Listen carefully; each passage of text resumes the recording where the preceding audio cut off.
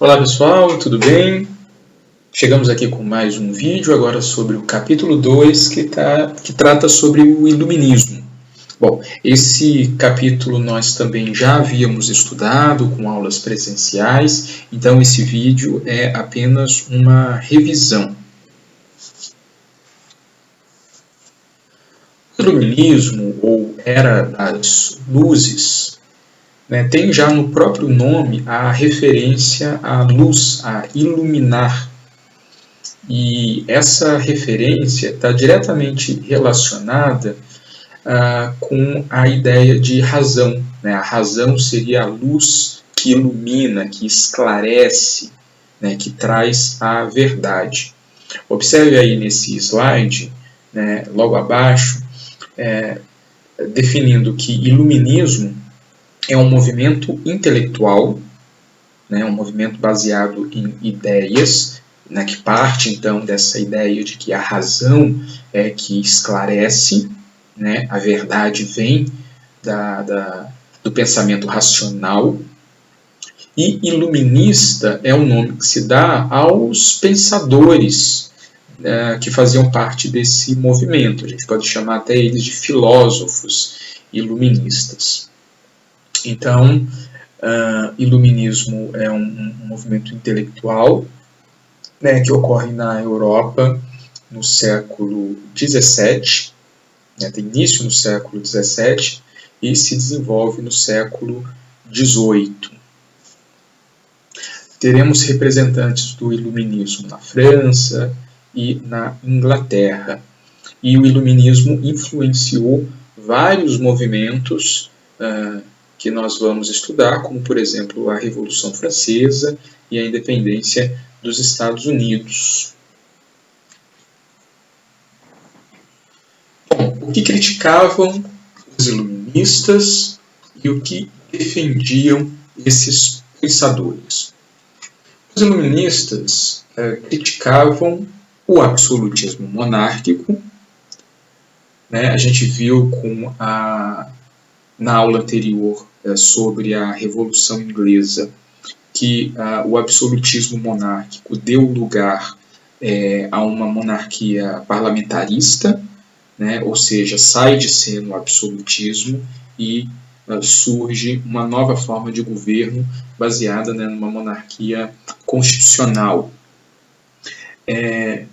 Isso ocorre, isso é contemporâneo ao movimento iluminista. E a gente vai ver também na Revolução Francesa e na independência dos Estados Unidos.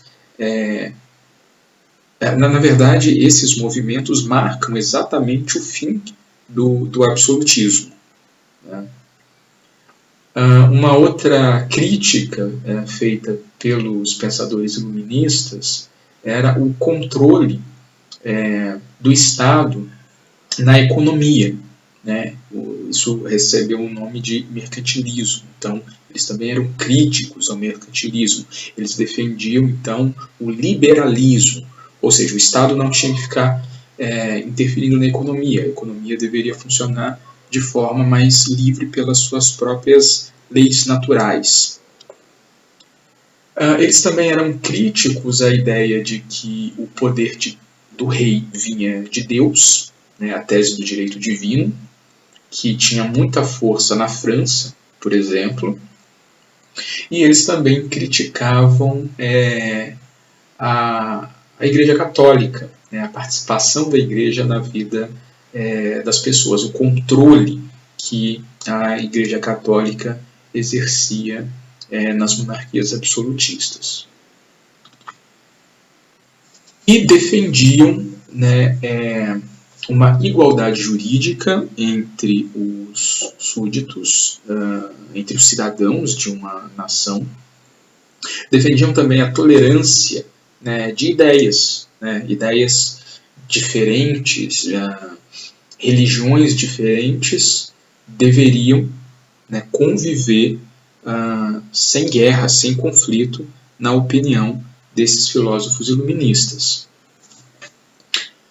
Outra defesa era o liberalismo, seja na vida individual dos dos cidadãos, né, das pessoas, seja na relação do Estado com a economia, por exemplo. Então, a liberdade pessoal e a liberdade social se expressavam em várias ideias iluministas, como, por exemplo, a liberdade de expressão. Defendiam também o direito à propriedade privada, né, para os liberais que surgem, né, junto ao movimento iluminista. A posse era um direito natural dos indivíduos. Então, assim como a vida era um direito de todos, a propriedade privada também era entendida como um direito fundamental que todas as pessoas deveriam se aproveitar dele. Defendiam também que as relações sociais deveriam ser mediadas por contratos, né? Então, numa sociedade, por exemplo, as leis são esse contrato, né? As leis que regem todas as relações, né, entre as pessoas e entre as pessoas e as instituições que representam esse contrato. Defendiam também uma maior participação das pessoas na política, e uma forma disso é exatamente o último ponto aí, que é o governo representativo. As pessoas elegem representantes para que esses representantes possam, então, fazer a política institucional. Ou seja, se a gente for resumir aqui, tentar resumir, né, os iluministas eles têm uma visão política e econômica e social que vai de encontro, né, que se contrapõe àquilo que era defendido no chamado Antigo Regime. Ou seja, os iluministas eram críticos do Antigo Regime. Agora a gente passa a falar um pouquinho sobre os filósofos iluministas, né? A gente já conhece alguns deles das nossas aulas. John Locke, que defendia o liberalismo político, Montesquieu, que defendia a separação entre os poderes, e aí ele indica 3 poderes, Voltaire e a liberdade de pensamento, Rousseau e a ideia de contrato social, e Adam Smith, o liberalismo na economia, né, fazendo crítica ao mercantilismo. Vamos ver um pouquinho de cada um desses pensadores. John Locke, que viveu no século XVII, morreu no iniciozinho do século XVIII, em 1704. Era inglês, apoiou a Revolução Gloriosa, condenava, portanto, o absolutismo monárquico e a teoria do poder divino dos reis. Ele defendia a ideia de que o Estado tinha como principal função defender as liberdades individuais dos indivíduos, como, por exemplo, a liberdade à vida, a liberdade à propriedade, o direito à vida, o direito à propriedade privada, a liberdade de se expressar. John Locke inaugura, então, aquilo que nós chamamos de liberalismo político.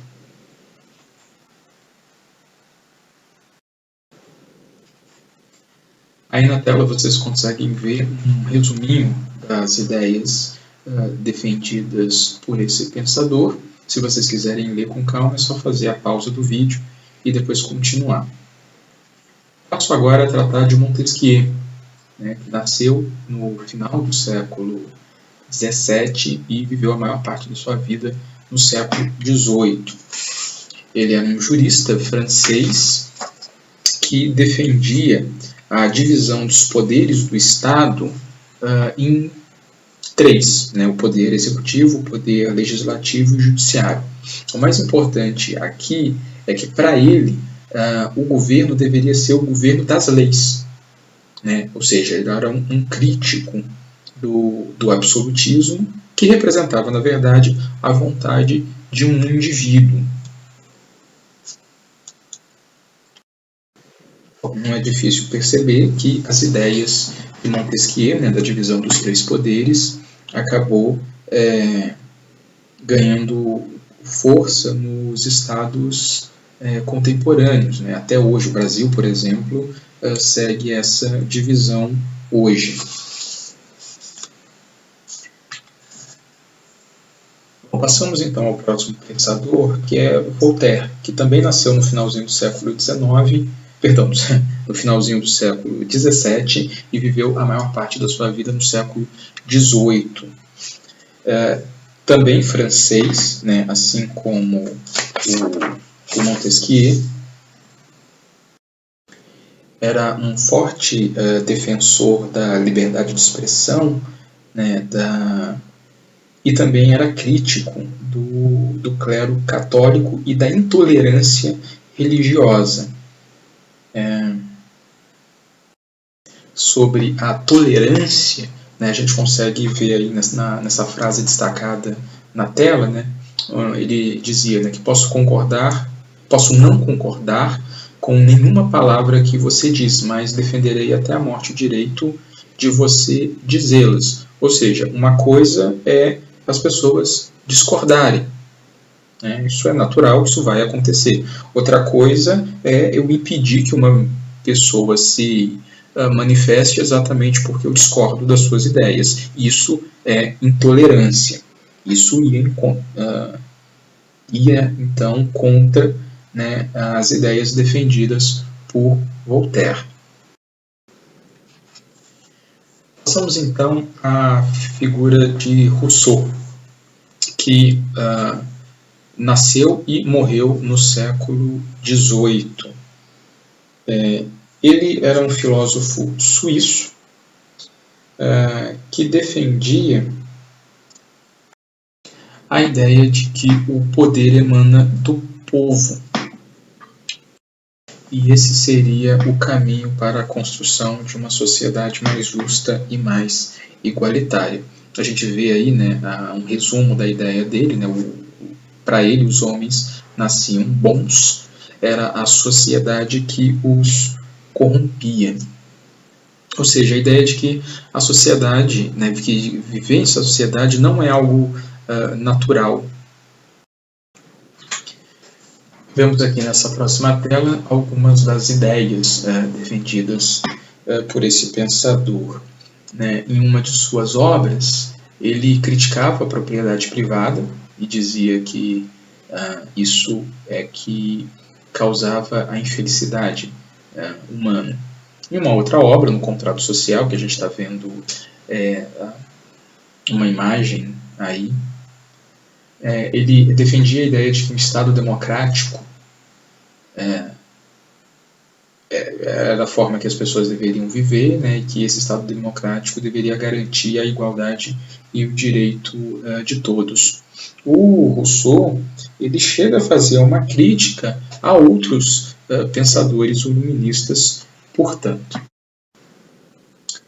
Bom, e agora vamos falar de Adam Smith, que era um filósofo e economista escocês, e é considerado o pai do liberalismo econômico.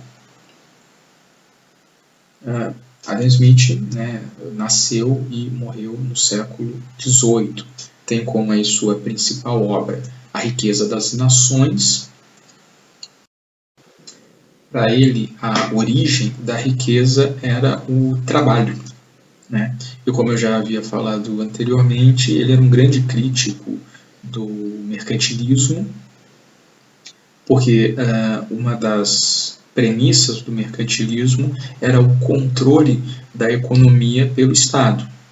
Para o Adam Smith, o mercado deveria ser livre, o Estado não deveria interferir nos assuntos econômicos, deixando que o que ele considerava ser leis naturais, como, por exemplo, a lei da oferta e da procura, é que deveria regular as relações econômicas.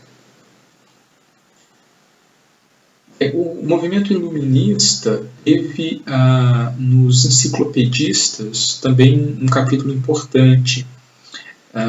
Diderot e D'Alembert, que a gente vê aí na imagem, eram entusiastas da divulgação das ideias. E aí eles criaram, então, a enciclopédia, que é um conjunto de livros que tratava, né, dos mais variados assuntos, e o objetivo deles era popularizar esses assuntos, alguns até mesmo de caráter mais científico, para toda a população, como uma forma de divulgar mesmo, né, o conhecimento. Divulgando o conhecimento, você estaria levando a razão, né, para o maior número possível de pessoas. É claro que isso só é possível em função da invenção da imprensa, né, que já havia acontecido. A gente vê aí na tela, né, uma imagem da enciclopédia criada por esses dois autores, né, o Diderot e o D'Alembert. Era um grande projeto que contava com o auxílio de vários colaboradores, chegando até 140, né, autores, entre eles alguns daqueles que a gente já havia discutido aqui, como Voltaire, Rousseau e Montesquieu. Bom, eu havia sinalizado no início que o iluminismo acabou influenciando alguns movimentos de ruptura com o antigo regime, né, como, por exemplo, a Revolução Francesa ou a independência dos Estados Unidos. Mas antes de acontecerem essas rupturas, dentro de estados absolutistas, os iluministas conseguiram promover algumas reformas. Né? É aquilo que a gente chama de despotismo esclarecido. Aqui a gente tem um resumo, né, do que seria isso. Né? Déspota é o rei absoluto. Né? E aí, esclarecido é o déspota que segue as ideias iluministas. Né? A gente tem alguns exemplos de déspotas esclarecidos que chegaram a implementar reformas bastante importantes nos seus estados. A gente vê alguns exemplos disso listados aí na tela, né? Como, por exemplo, o fim de barreiras comerciais, o fim da censura de livros, a ampliação do acesso à justiça, o incentivo à arte e à educação, entre outros. A gente vê aí alguns exemplos de déspotas esclarecidos, como Catarina II na Rússia e Frederico III na Prússia, né, um país, né, um estado que já não existe mais. Na Áustria, José II, e em Portugal, que é um caso bastante importante para a gente, a figura do Marquês de Pombal. Ele auxiliava o imperador português e chegou a promover uma série de reformas no Estado português, introduzindo alguns dos princípios iluministas. Bom, pessoal, era isso que eu tinha para falar sobre esse capítulo 2, a título de revisão. Até a próxima aula.